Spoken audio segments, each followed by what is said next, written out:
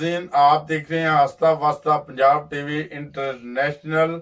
और आज हमारी खुशकिस्मती है कि हमारे साथ जो अभी लाइन पे मौजूद हैं वो एक मशहूर मारूफ हस्ती हैं सहाफत के मैदान में। उनका बहुत बड़ा नाम है मोहिउद्दीन अब्बासी साहेब, और किसी तारफ के तो वो मोहताज नहीं है। और ये भी बताते चले कि उनका जो हमारे जो हुकूमती जो सियासी जो कौमी और इसी तरह बैन अवी जो बदलती हुई सूरत हाल होती है उनके ऊपर उनके गहरी नजर होती है। और उनके मुख्तलिफ अखबारात में बहुत जबरदस्त वो आर्टिकल भी शाया होते रहते हैं। आपको लेके चलते हैं मोहिउद्दीन अब्बासी साहब के पास। इससे पहले कि हम उनसे मुलाकात करवाएं, आपकी हमारे चैनल को सब्सक्राइब कर लें। चलें, आपको लेके चलते हैं मोहिउद्दीन अब्बासी साहब के पास। अस्सलाम वालेकुम वरहमतुल्लाहि वबरकातुहू।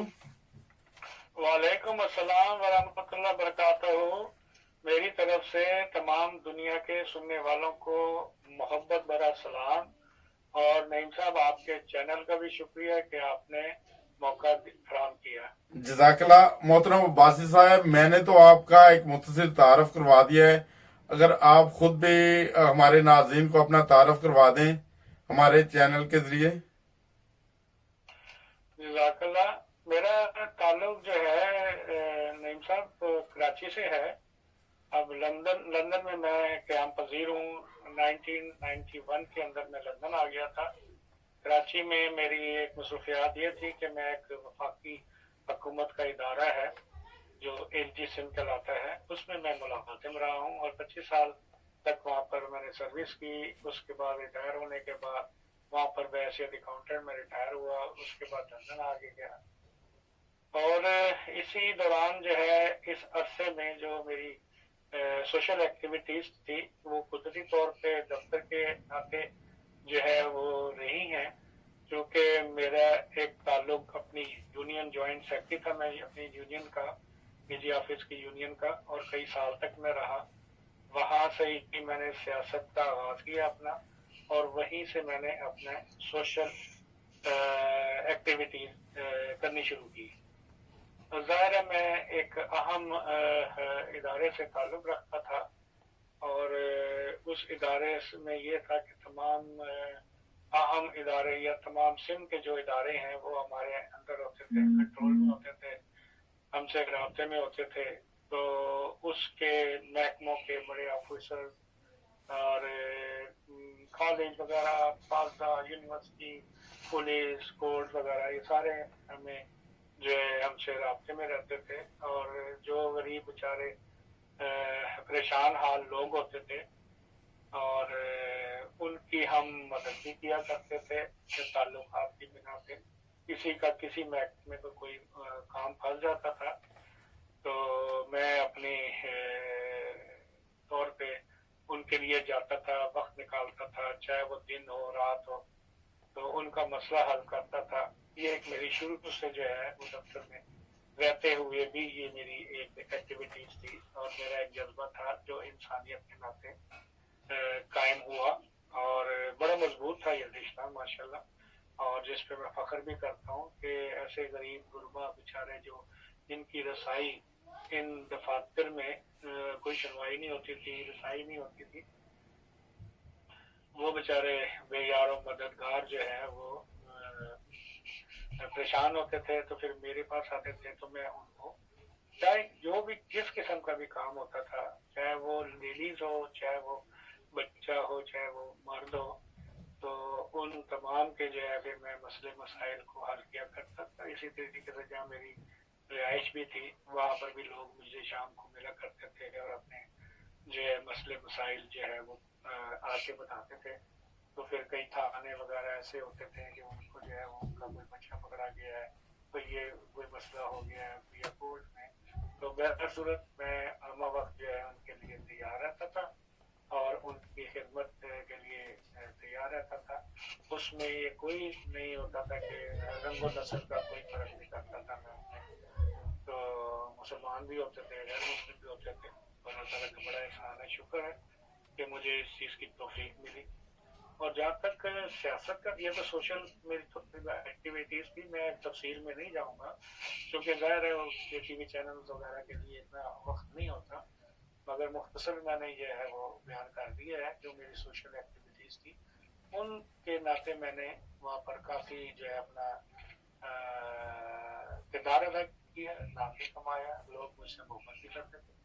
اس کے علاوہ جو سیاست ہے تو سیاست بھی میری دفتر سے ہی شروع ہوئی ہے. میری جو میرا آفس تھا اس میں میں یونین کا جوائنٹ سیکرٹری تھا اور کئی سالوں تک میں جوائنٹ سیکرٹری تھا. یہ وہ دور ہے جب ذوالفقار علی بھٹو وزیر اعظم تھا اور ممتاز علی بھٹو جو سندھ کے وزیر اعلیٰ تھے. تو اور ان کے جو بڑے بڑے عہدیدار وغیرہ تھے تو ہمارا ان سے رابطہ تھا, آنا جانا تھا. ایک واقعہ چھوٹا سا شیئر کر دوں کہ ہم نے اپنے پورے آل پاکستان آڈٹ اینڈ اکاؤنٹ ایسوسی ایشن نے ہڑتال کا اعلان کیا تھا تو ہم اس میں شامل تھے. تو اس ہڑتال میں یہ تھا, مطالبہ تھا کہ بھی تنخواہیں بڑھائی جائیں اس طریقے سے, اور اس کو highlight B B C نے بھی کیا تھا اس زمانے میں. اچھا. تو ہم نے اسٹرائک بھی کی اور 14-15 دن تک اسٹرائک رہی اور بڑا برا حال ہوا پاکستان میں. تمام آڈٹ اینڈ اکاؤنٹس کے محکمے کے جو ہمارے دوست تھے وہ کام چھوڑ کے بیٹھے ہوئے تھے. تو ذوالفقار علی بھٹو نے جو ہے پیغام دیا ان کو, مبشر حسن تھے, ڈاکٹر مبشر حسن وزیر خزانہ. تو ان کو کہا کہ بھئی ان سے مطالبے کے پوچھیں کیا ہے اور جو بھی جائز ہے ان کو منظور کریں. اب وہ منظور کرنے کی بجائے یا مطالبے سننے کی بجائے ہمارے وارنٹ گرفتاری جاری کر دی انہوں نے. اچھا. اور وارنٹ گرفتاری جب شروع کی ہم روپوش ہو گئے. بلکہ میرے ڈپٹی کمشنر کراچی کے ساتھ ایسے تعلقات تھے. ان کا ایک سیکرٹری تھا, پرائیویٹ سیکرٹری, عباسی نام تھا اس کا بھی, احسان عباسی, مجھے یاد آ گیا. تو اس نے مجھے, میرا بیٹھنا اٹھنا بھی تھا, اس نے مجھے بتایا, فون کیا, کہتے ہیں یار تمہارے تو وارنٹ نکل رہے ہیں. تو میرا قریبی دوست بھی تھا. تو میں نے کہا اچھا, کہتے تم آؤ میرے پاس فوراً. تو جہاں ہم کام کرتے تھے اسے تقریباً 2 میل کے فاصلے پہ ڈپٹی کمشنر آفس ہوتا تھا. وہ اس زمانے میں ایک ہی ڈپٹی کمشنر ہوتا تھا کراچی کا. تو وہاں پہ ہم گئے اور وہاں پر جو ہے اس میں مجھے بتایا کہ یہ وارنٹ گرفتاری ہیں اور یہ ہم پولیس کے محکموں کو بھیجنے لگے ہیں, تھانوں کو. تو اب تم جو ہے خاص طور پہ روپوش ہو جاؤ, میں نے تمہیں بتا دیا. تو میں نے اتنا کیا, وہاں سے نکلا فوراً میں نے اپنے دوستوں کو کال کی, بتایا, ملا اور ان کو سب کو لے کے ایک ہمارا فارم تھا, دوست تھا ہمارے بشیر صاحب, اس فارم پہ ہم لے گئے. ہم 2-3-4 دن وہاں پر ہم روپوش رہے اور باقی گھروں میں جو ہے وہ گھروں میں نہ رہے, دوسری گھروں میں رہے. بہرصورت خصوصاً یہ کہ ہم نے وہ کامیاب اسٹرائک کی اور ان کو حکومت کو گھٹنے ٹیکنے پڑے اور ہمارے جائز جو مطالبات تھے انہوں نے منظور کیے. تو یہ تو ایک سیاسی میرا کیریئر تھا, وہاں سے شروع ہوا. پھر وہیں سے ہم نے جو ہے وہ پیچ و خم سیاست کا دیکھا, سیاسی لیڈروں سے ملے, بالخصوص سندھ کے جو لیڈر تھے ان سے ہماری ملاقاتیں ہوتی تھی اور تقاریر وغیرہ بھی ہماری ہوتی تھی مجمع وغیرہ میں. تو میں نے بڑا فعال کردار ادا کیا اس میں. تو وہاں سے میری سیاست شروع ہوئی اور اس کے بعد چلتے چلتے آستے آستے کرتے. تو بہر صورت یہ تو ہمارا جو سوشل اور سیاست کا تعلق تھا, یہ ہمارا مضبوط ہوا. تو اس کے بعد پھر میں ریٹائر ہو کے واپس لندن آ گیا. جیسے میں ذکر کیا 1991 میں لندن آ گیا تھا اور یہاں پر آ کے میں نے اپنا جو ہے کچھ چھوٹا موٹا اپنا بزنس وغیرہ کرنے کرتا رہا. اس کے بعد پھر میں نے جب میرے بچوں کی شادیاں ہو گئی, بچوں نے کہا کہ ابو اب آپ نا چھوڑ دیں ساری چیزیں بزنس وغیرہ, تو آپ اب گھر میں بیٹھے آرام کریں. تو میں تو آرام کرنے والا جو سوشل آدمی ہوتا ہے تو وہ آرام کیسے کرتا, صحیح بات ہے. بہر صورت میں گھر میں بیٹھ کے میں نے صحافت شروع کی. اور جیسے آپ نے بتایا کہ میری 10 سال کی صحافت میں ایک عمر گزری ہے اور صحافت کے لحاظ سے اللہ تعالیٰ کا بڑا احسان ہے. میں نے ابتدائی طور پہ جو لندن کے جو اخبارات تھے ان میں جو ہے وہ دی نیشن ہے, بڑا مشہور اخبار ہے, اس میں لکھنا شروع کیا. یو کے ٹائمز ہے, اس میں میں نے لکھنا شروع کیا. پھر اس کے بعد جو ہے جنگ میں میرے آرٹیکل چھپتے رہے. اس کے بعد دی لائٹ ہے روزنامہ تھا ویکلی, تو اس میں بھی میں نے لکھا ہے. تو کئی سالوں تک میں لکھتا رہا تھا. اس کے علاوہ لندن کے علاوہ کاروان اخبار ہے جو انٹرنیٹ پہ ہے, وہ ہمارے جو سید مجاہد علی صاحب نکالتے ہیں بڑے سالوں سے, 20 سال سے زیادہ ہو گئے ان کو وہاں سے نکالتے ہیں. تو ان کے سالوں یہ اخبار میں لکھتا رہا کئی سالوں تک. اس کے بعد سے میں کینیڈا اور امریکہ کے جو ہے اخبارات تھے اردو کے, اس میں بھی میرے آرٹیکل شائع ہوتے رہے ہیں. تو کافی اللہ تعالیٰ کے فضل سے مجھے موقع ملا ہے صحافت میں, اردو ادب میں لکھنے کا. اور میرا خیال ہے کہ 800-900 آرٹیکل میرے شائع ہو چکے ہوں گے اخبارات میں. تو اور جو چند اخبارات میں جو ہے پچھلے چند سال قبل جو ہے میرا ایک آرٹیکل تھا, ایک چھوٹی ضمن میں بات یاد آ گئی تو میں شیئر کر دیتا ہوں آپ کے چینل پہ. تو ایک ہمارے پاکستان میں سب لوگ جانتے ہیں مفتی عبدالقوی, وہ قندیل بلوچ کے ناطے بڑے مشہور ہوئے تھے اسی زمانے میں. تو پھر بعد میں اس کا قتل بھی ہو گیا تھا. بہرصورت وہ انہوں نے ایک اخبار میں اپنا وہ شوشہ چھوڑ دیا, یا ٹی وی کے اوپر بھی کئی نجی ٹی وی پہ بھی آئے تھے. تو انہوں نے یہ شوشہ چھوڑا کہ مجھے خوبصورت عورتیں پسند ہیں. تو وہ ہائی لائٹ بھی ہوا. اس کے اوپر میں نے ایک آرٹیکل لکھا کہ مجھے خوبصورت عورتیں پسند ہیں.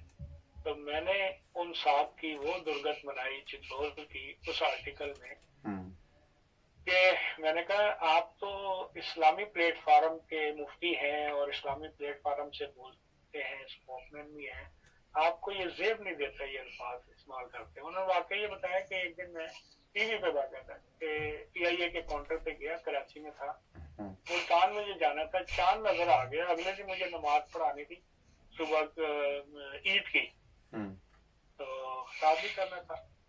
تو اب وہ مجھے ٹکٹ مل نہیں رہی تھی. تو میں بڑا پریشان, میں نے کہا کہ صبح میں نے جو ہے وہ وہاں پر عید بھی پڑھانی ہے.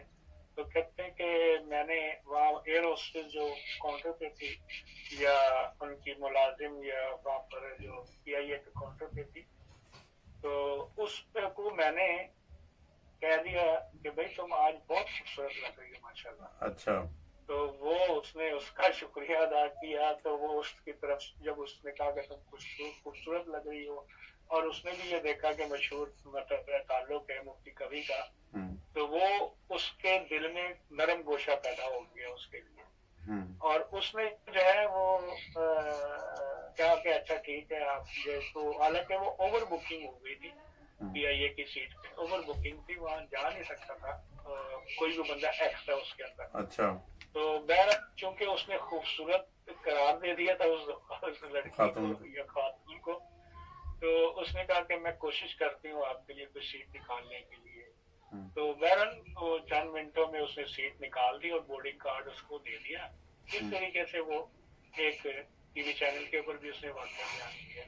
پھر اس کے علاوہ ایک وہ تھی کیا نام ہے وہ بھی جو ہے وہ کیا کہتے ہیں اس کے زور پنڈی کی, تو اس ٹی وی کے اوپر بھی تو اس نے اس کے ساتھ جو ہے وہ کیا کہ میں تمہارے ساتھ نکاح کر سکتا ہوں. تو وہ جو ہے نہ ہیوں میں تھی نہ شیوں میں تھی. اچھا. وہ بھی تھی. تو کہنے لگی کہ وہ بھی کنٹروورشل بن گئی. اس کے اوپر میں نے مختصر یہ کہ میں نے اس کے اوپر آرٹیکل لکھا, اور آرٹیکل کے اندر قرآنی آیات اور احادیث کی روشنی میں اس کی میں نے جو ہے وہ چٹول کی. میں نے کہا تم مفتی ہو کے اور اسلام کے ایک مبلغ بن کے تمہیں یہ چیز زیب نہیں دیتی کہ تم نے جس طریقے سے جو ہے وہ ٹی وی چینل پہ اخبارات میں جو یہ واقعات میں نے سنے, تو اس کو میں نے بڑا لتاڑا. اور وہ اخبار پاکستان اخبار ہے مشہور پاکستان نیوز کے نام سے, اور اس میں کافی اچھے اہم جو ہے وہ رائٹر ہیں لکھنے والے. حامد میر ہے, اور آپ کا شاہد مسعود وغیرہ ہے, ساجد میر وغیرہ, اور آپ کے یہ جو جاوید چودھری وغیرہ ہاں روف کلاس بہرحال وہ اس میں ریٹنگ بھی آتی ہے باقاعدہ. اچھا تو وہ میں نے جب آرٹیکل لکھا تو میرا 7ویں نمبر پہ اتنے لوگوں نے پسند کیا پاکستان میں دنیا میں دوسرے لوگوں نے پڑھا.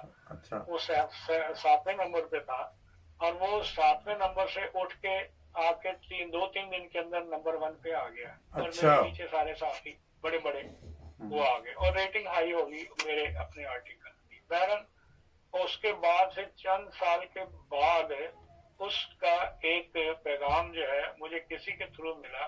ان کا وہ دوست بھی تھا, میں نام یہاں نہیں لکھوں گا, نہیں وہ آپ کو بتانا چاہتا کیونکہ اچھا نہیں ہے.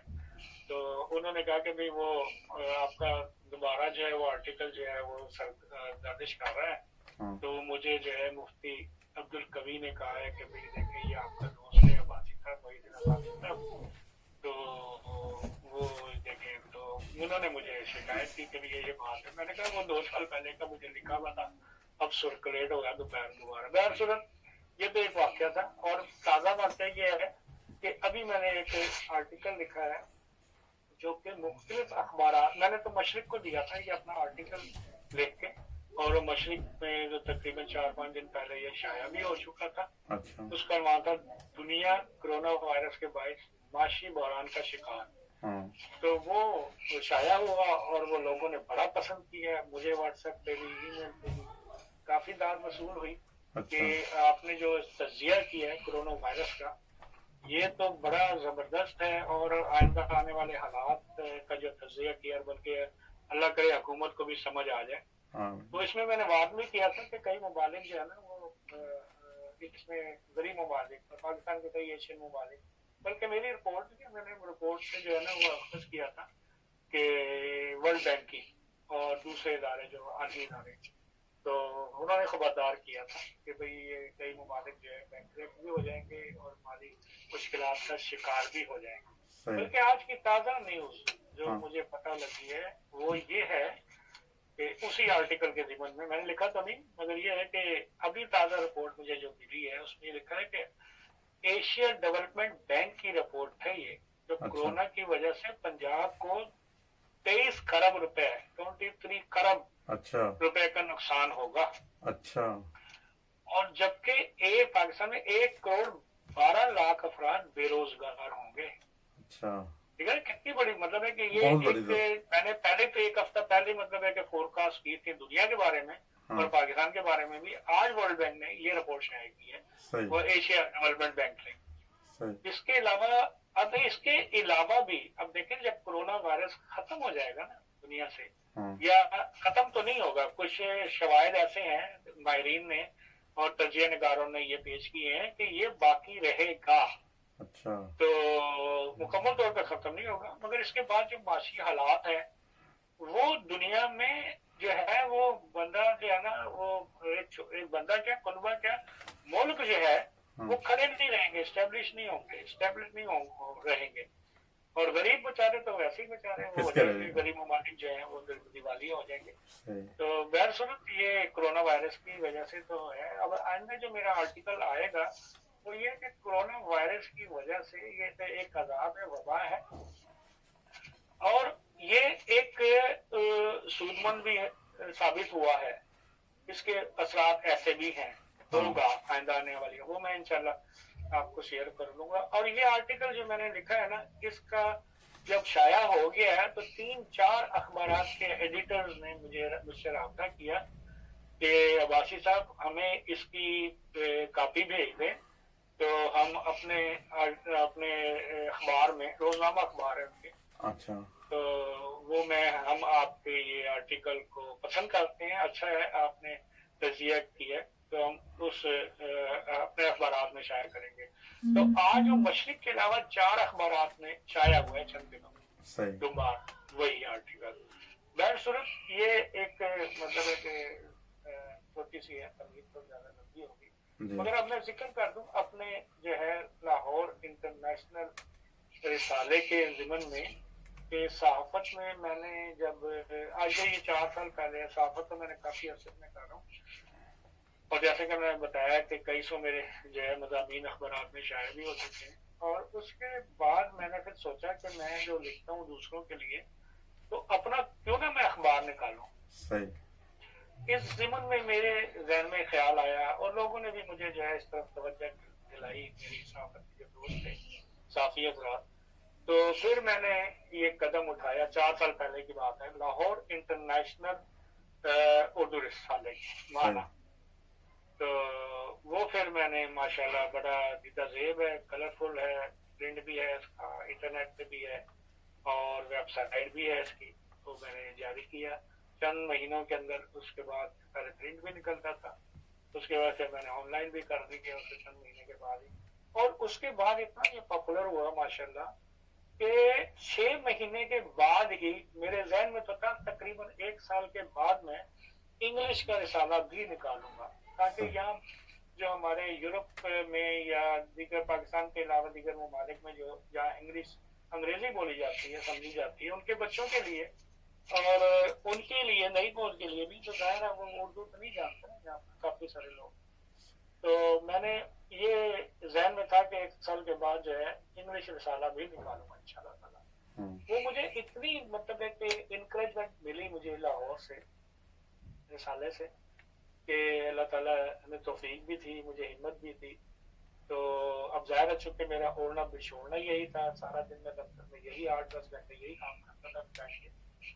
تو میں نے پھر انگریزی کا لاہور انٹرنیشنل انگلش کا ایڈیشن نکالنا شروع کیا ہے, اور وہ 6 مہینے کے بعد ہی شروع ہو گیا. اچھا ماشاءاللہ.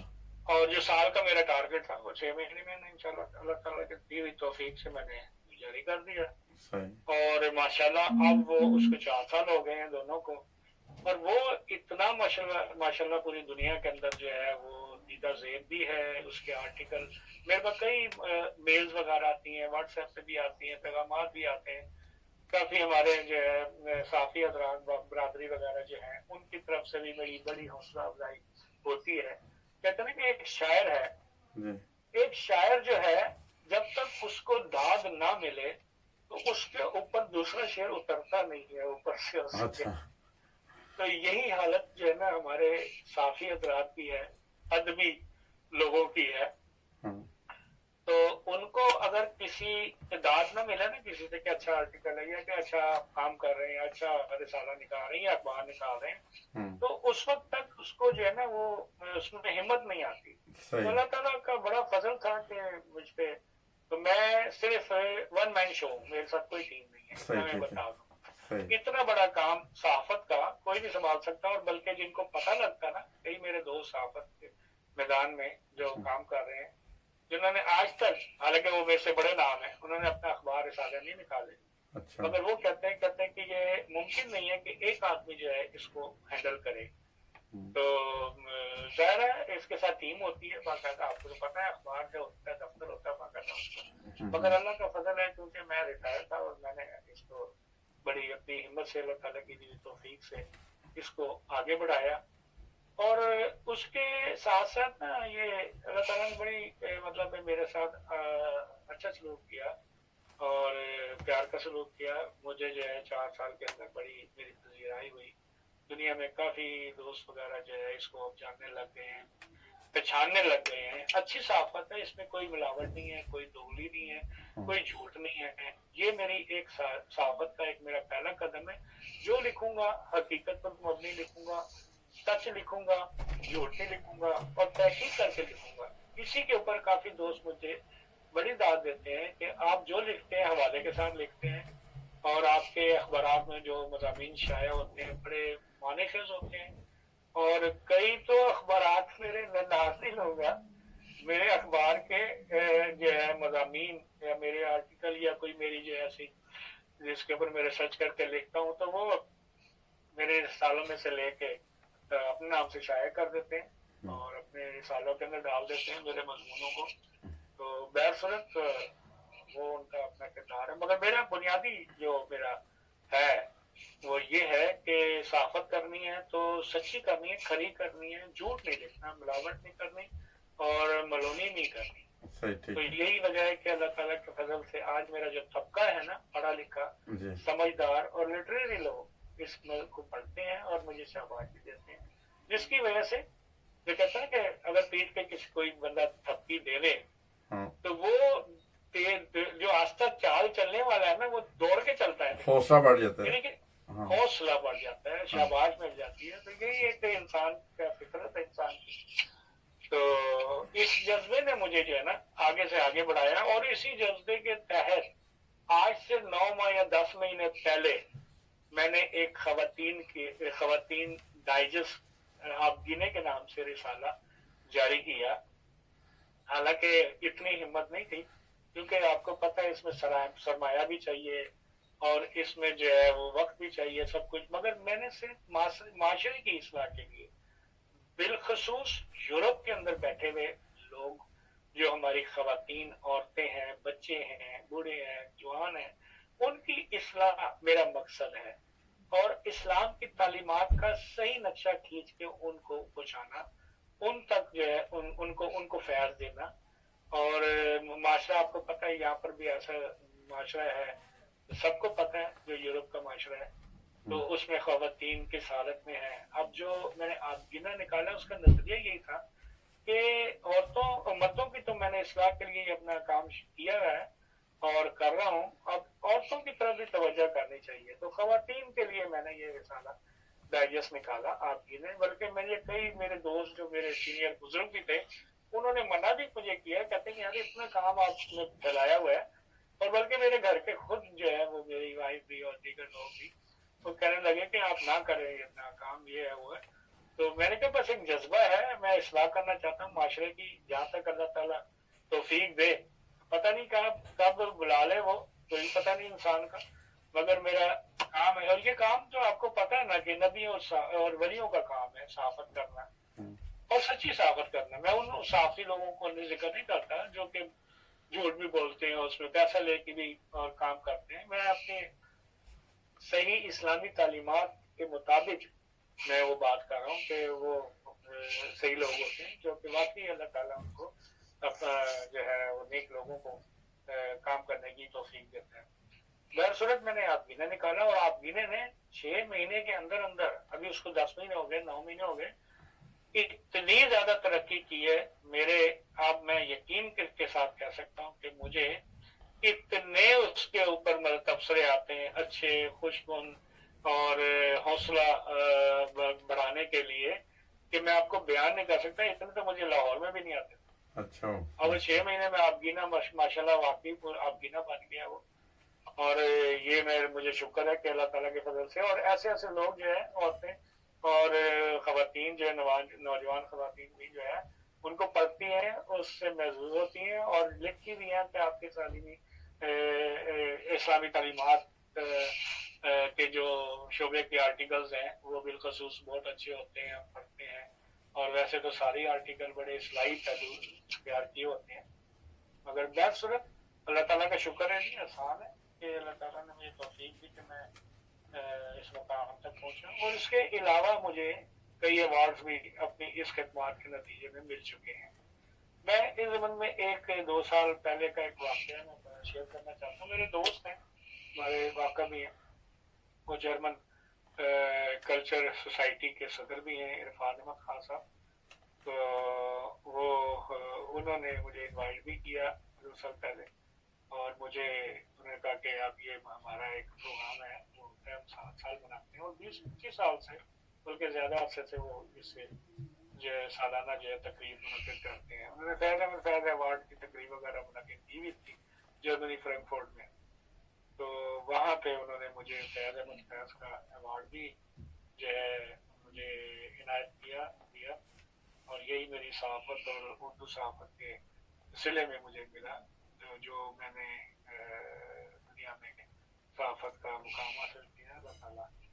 اور اس کے علاوہ بھی کئی ایوارڈز مجھے جو ہے وہ پچھلے سال دسمبر میں گیا ہوا تھا وہاں پہ پاکستان، وہاں ایک بز میں شعر و سخن کا جو ہے وہ ایوارڈ بھی مجھے ملا ہے شہر.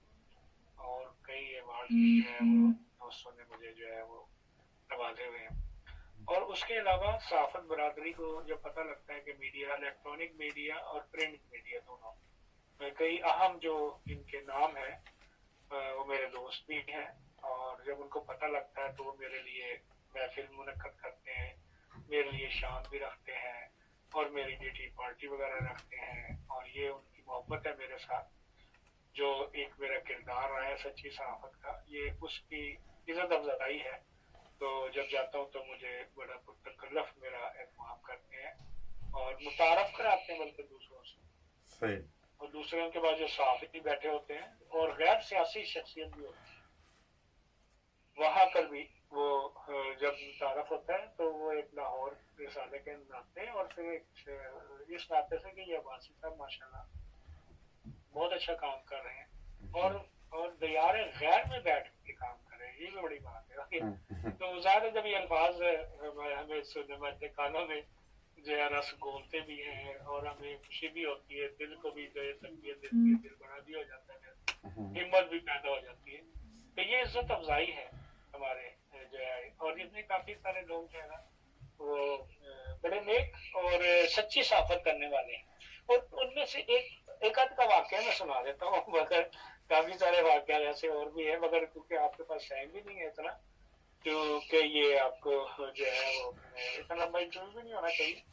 तो मैं एक का वाक्य बगैर नाम लिए हुए, और एक आम शख्सियत है, नाम लिए बगैर मैं एक का जिक्र कर दूं। उन्होंने मुझे इस्लामाबाद बुलाया और घर पे बुलाया, दावत पे बुलाया। तो और हम जब उनके पास पहुंचे, माशाल्लाह वो उनकी बहुत बड़ी कोठी थी। मेरा ख्याल है कि वो 2 एकड़ के ऊपर उनका पूरा बंगला था। 1 एकड़ के ऊपर तो बंगला था, नहीं सॉरी मैं गलत कह रहा हूँ, 2 एकड़ नहीं, 2000 गज के ऊपर। और 1000 गज के ऊपर उन्होंने कब्जा किया हुआ था, 1000 गज के ऊपर उनका बंगला बना हुआ था। और बंगला इस तरीके से था, उसकी जो गली थी ना, स्ट्रीट एंड था उसका। एंड के बाद जो छोटा मोटा जो उनका था ना, वो उन्होंने पार्क वगैरह बनाया हुआ था नाजायज वगैरह करके। बाहर जब मैं पहुंचा हूँ तो उनके पास 4 बॉडीगार्ड थे उनके। और उन्होंने फिर मेरा नाम पूछा, कहते हैं आपका नाम मोहिउद्दीन अब्बासी? मैंने कहा हाँ जी। कहते हैं हाँ आ जाए, वो आपका इंतजार कर रहे हैं। अच्छा। तो अब आप अंदाजा करें, 4 आदमी बॉडी गार्ड है उसके। अच्छा। और गनों के साथ। और वो ज़ाहिर 24 आवर्स तो ड्यूटी नहीं देंगे ना, 1-4 आदमी। तो ज़ाहिर है 2 आदमी और एक्स्ट्रा अगर आप लगा लें तो रात के टाइम पे या जो भी है दूसरी शिफ्ट पे, उसके बाद गार्डनर भी है, माली भी है, अब गोवर्सी भी है, और उनके वाले साहब थे। तो बहरहाल मैं उन्होंने मुझे अपनी लाइब्रेरी में ले गए, वहां पर बिठाया और बड़ी इज्जत से कहते हैं आपको तो मैं पहले, क्योंकि आप लंदन से आए हैं तो मैं आपको कॉफी पेश करता हूँ, चाय नहीं पूछता। अच्छा।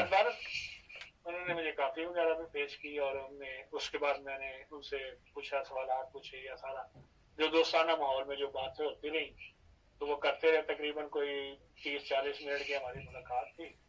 तो गपशप लगा के जो है, जो उसमें एक छोटी सी चीज है जो मैं आपको अंदाजा तो ये बता दूं कि उनकी तनख्वाह जो है 14 लाख, जो अखबार के अंदर अच्छा लिखते थे। और वो बहुत बड़े मशहूर एंकर पर्सन है। अच्छा। नाम इसलिए से नहीं दे रहा, अच्छी चीज नहीं है नाम लेना।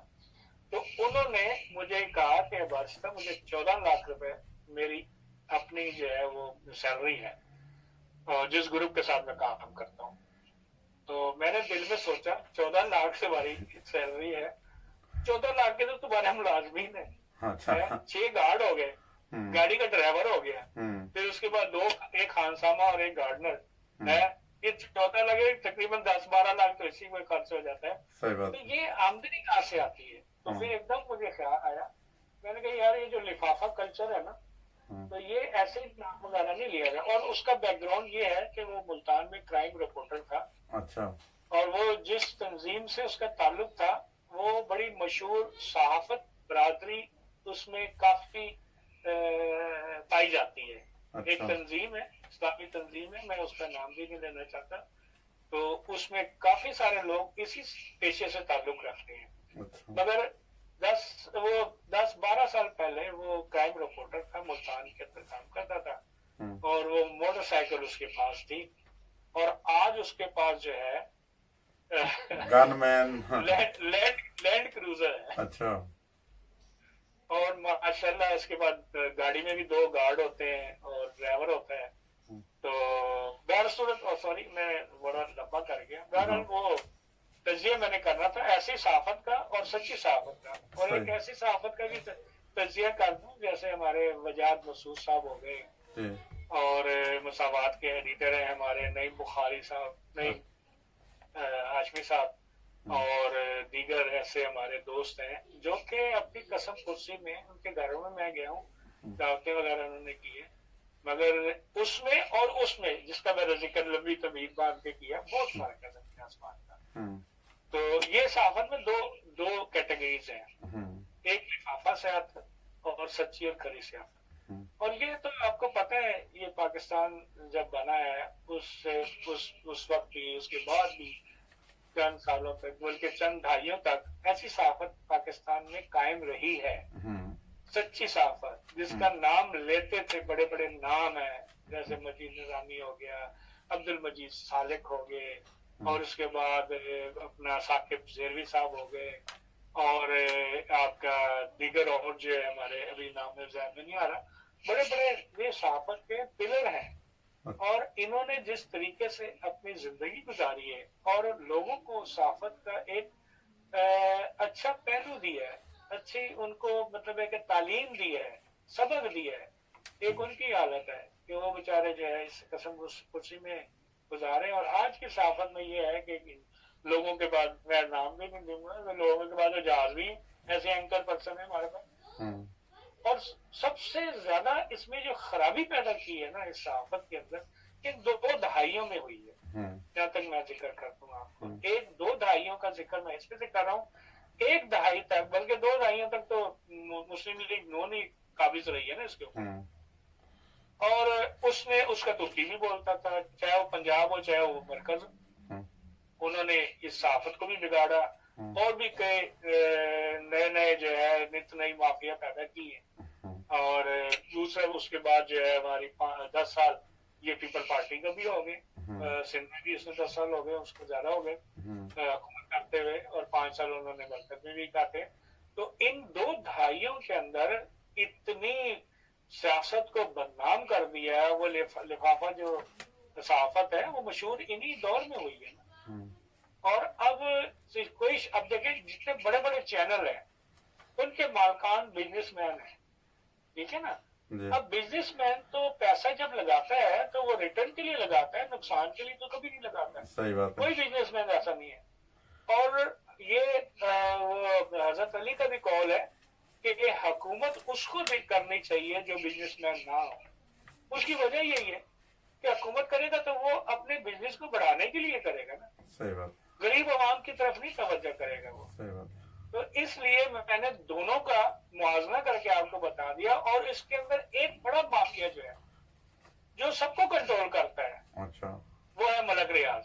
अच्छा, जिसका सलीम साफी का इंटरव्यू देख ले, उसने खुलेआम कहा है कि सलीम साफी के इंटरव्यू में कि ये सारा काम जो है रिश्वत के बगैर नहीं चलता, फाइल के नीचे पैर लगाने पड़ते हैं। तो खुल के उसने कहा है, पूरी दुनिया ने देख सुना है उसको। और कल की बात है जब ये तौबा इस्तगफार का दिन मना रहे थे, इमरान खान साहब लेके बैठे थे जमील तारिक साहब को, उसमें जमील तारिक ने भी बयान कर दिया कि ये कौम जो है वो झूठी कौम है, सारी मतलब है कि बुराइयों में मुलव्वस है। और उसने भी एक टीवी चैनल का नाम लिए बगैर उसने इशारा किया कि उसने मुझे कहा खुद कि हम जब तक झूठ ना शामिल करें हमारा टीवी चैनल ही नहीं चलता। अब इतना माफिया पाकिस्तान के अंदर स्ट्रांग हो चुका है कि आप यकीन करें उसको 24 घंटे नहीं गुजरे थे ये बयान दिए गए, अगले दिन अपने बयान से डर गया बेचारा, वो माजरत करने लग गया कि मैं माजरत चाहता हूं कि मैंने ये बयान दिया। तो लानत है ऐसी सियासत के ऊपर, लानत है ऐसी सहाफत के ऊपर कि जो अपना इंसान जो है एक अपने कॉल के ऊपर, चाहे वो मजहबी हो चाहे वो सियासी हो, तो स्टैंड ना कर सके। ये तो मैं कहता हूँ बहुत बेशर्मी वाली बात है। सही बात। तो हमारे सामने इस्लामी तारीख के अंदर बड़े बड़े लीडर साहबा और वली ऐसे गुजरे हैं कि वलीउल्लाह के जो बेटे थे शाह इस्माइल, आपको पता उसकी हुकूमत भी थी, اور وہ تو شہید ہو گیا تھا لڑتے لڑتے، ہاں آپ کو جدل کے اندر وہ بیچارہ شہید ہو گیا. تو ہمارے پاس تو مثالیں اسلامی ایسی ہیں کہ انسان جو ہے جھوٹ کی بجائے صداقت کے اوپر اپنی جان دے دیتا ہے. صحیح بات. سچی بات کرنی ہے، کھری بات کرنی ہے، چاہے دوسرے کو بری لگے. بلکہ قرآن میں تو یہ بھی ذکر ہے کہ اگر آپ کو گواہی دینی پڑے ہاں اپنے رشتہ داروں کے خلاف بھی ہاں تو آپ گواہی دیں. یہ ہے مقام. قرآن بھی کہتا ہے، اسلام بھی کہتا ہے. مگر ظاہر یہ چیز وہ بحث کسی اور دن کے لیے رکھتے ہیں، ہاں یہ لمبی ہوتی جائے گی. ہاں. تو اچھا. ظاہر ہے یہ ایک لمبا انٹرویو بھی ہو جائے گا. تو ہاں. آپ اور مزید جو سوال کرنا چاہتے ہیں تو آپ مجھ سے پوچھ سکتے ہیں. اور نہیں جزاک اللہ میرا اباسا آج پروگرام کافی لمبا ہو گیا ہے. اب ہم آپ سے اجازت چاہتے ہیں. آپ نے محی الدین عباسی صاحب کا پروگرام سنا، یقیناً بہت دلچسپ تھا اور یقیناً آپ نے بھی اس سے انجوائے کیا ہوگا. اور انشاءاللہ تعالی ہم محی الدین عباسی صاحب کو مختلف پروگراموں میں اپنے ساتھ لے کر آتے رہیں گے اپنے چینل پہ. اور اسی کے ساتھ آپ سے درخواست کرتے ہیں، آپ کا ہوسٹ آپ کا دوست نظر نعیم آپ سے اجازت چاہتا ہے. اور انشاءاللہ تعالی ملیں گے کسی نئے پروگرام میں. اور اگر ابھی تک آپ نے ہمارے چینل کو سبسکرائب بھی کیا، سبسکرائب بھی کریں اور اس ویڈیو کو شیئر بھی کریں. السلام علیکم ورحمۃ اللہ وبرکاتہ.